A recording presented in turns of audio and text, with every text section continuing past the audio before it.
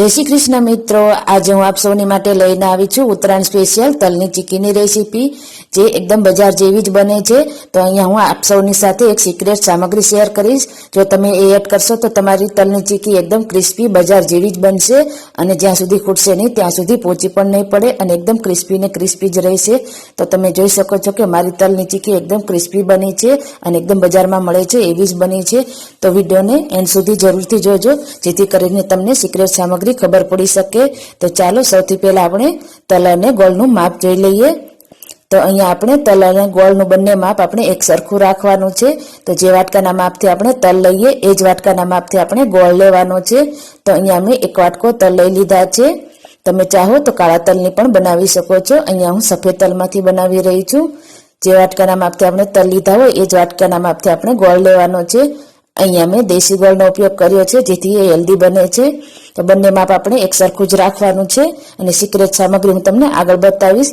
तो विडियोने चालू राखजो। तो सौथी पहेला आपणे तलने थोड़ी वार माटे शेकी लेवाना छे जेथी करीने तलमां कोई पण भेज होय तो जतो रहे। तो एने धीमा गैस उपर 2 मिनिट माटे शेकी लईशुं। गैसनी आज आपणे एकदम धीमी ज राखवानी छे अने सतत हलावीने एने आपणे 2 मिनिट माटे शेकी लईशुं। तल शेकाई गया है तो एने प्लेट में काढी लईशुं अने फरीथी कढ़ाई में आपणे 1 चमची घी एड करी दईशुं। घी एड करवाथी आपणे तलनी चीक्की में शाइनिंग आवे छे। तो घी जरूरथी एड करूं। हवे त्यारबाद तेमां आपणे गोळ एड करी देवानो छे। अहींया आपणे गोळने चमचानी मददथी मेल्ट करवानो छे।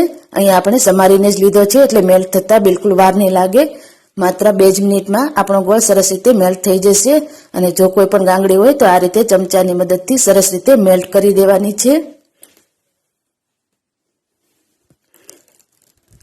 तो अहींया आपणे गोळनो पायो लाववानी ज खूबी होय छे। तो अहींया परफेक्ट गोळनो पायो लावવો खूब ज जरूरी होय छे।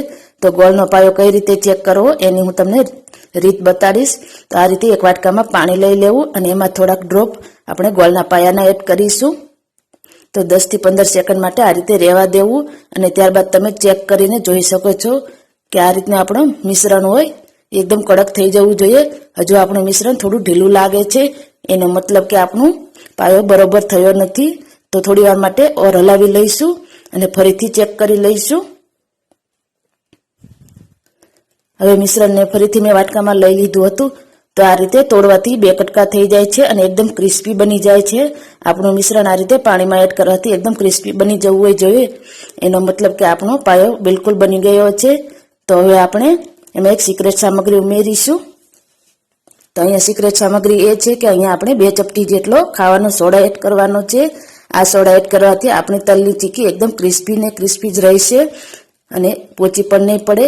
તો આ સોડા એડ કરવાથી આપણા गोळना पाया में सरस रीते फूगा थवा लाग्या छे अने आपणो गोळनो पायो सरस रीते डबल थई गयो छे। रीते सोडा एड करवाथी आपणा गोळना पाया में सरस रीते फूगा थवा लागे छे अने गोळ आपणो फूली जाय छे। हवे आपणो पायो सरस रीते बनीने तैयार थई गयो छे। तो हवे एमां आपणे शेकेला तल एड करी दईशुं। अहींया तलने आपणे सरस रीते गोळमां मिक्स करी दईशुं।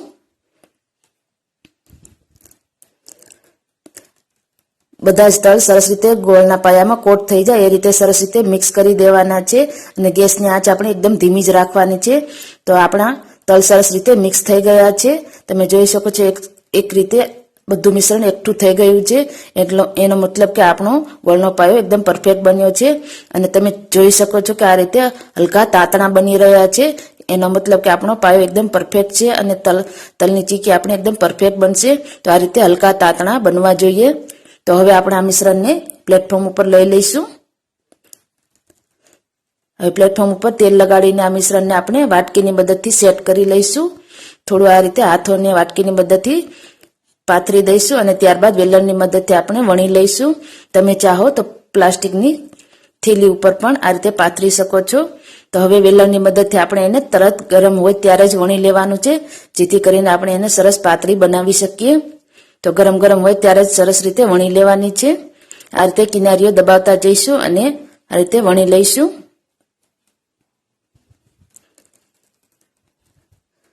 हवे अहींया अमे सरस रीते चीक्कीने वणीने तैयार करी लीधी छे। तमे जोई शको छो के आ रीतनी मैं राखी छे एकदम पातળી। तो हवे एमां आपणे कापा करी लईशुं અહીંયા ગરમ ગરમ હોય ત્યારે જ આ રીતે કટ લગાવી દેવાના છે, જેથી કરીને ઠરે એટલે સરસ રીતે એના પીસીસ બહાર આવી શકે. તો આ રીતે ગરમ ગરમ હોય ત્યારે જ એના કટ લગાવી દેવાના છે અને કિનારીઓને આ રીતે નાના ટુકડા કટ કરીને અલગ કરી લઈશું, જેથી કરીને ચોરસ પીસ આપણા બહાર આવી શકે. તો હવે આને આપણે અડધી કલાક માટે રેસ્ટ આપીશું. તો અડધી કલાક બાદ આપણા પીસી સરસ રીતે સેટ થઈ જાય છે. તો અડધી કલાક થઈ ગઈ છે. તો તમે જોઈ શકો છો કે આપણી ચીક્કી સરસ રીતે આ રીતે છૂટી પડી જાય છે અને એકદમ ક્રિસ્પી આપણી તલની ચીક્કી બનીને તૈયાર થઈ ગઈ છે. આ રીતે ટુકડા કરો તો એકદમ ક્રિસ્પી બને છે અને તમે જોઈ શકો છો કે એકદમ બજારમાં હોય એવી જ આપણી ચીક્કી બની છે. તો આવી જ રીતે આપણે બધી ચીક્કીને તોડી લઈશું અને પ્લેટફોર્મથી સરસ રીતે એ બહાર નીકળી જાય છે, કોઈ ચોટતી નથી. તો આવી જ રીતે આપણી બધી ચીક્કી બનીને તૈયાર થઈ ગઈ છે. જો વિડીયો પસંદ આવ્યો હોય તો તમારા ફ્રેન્ડ્સ અને ફેમિલીમાં શેર કરવાનું ભૂલતા નહીં અને વિડીયોમાં કમેન્ટ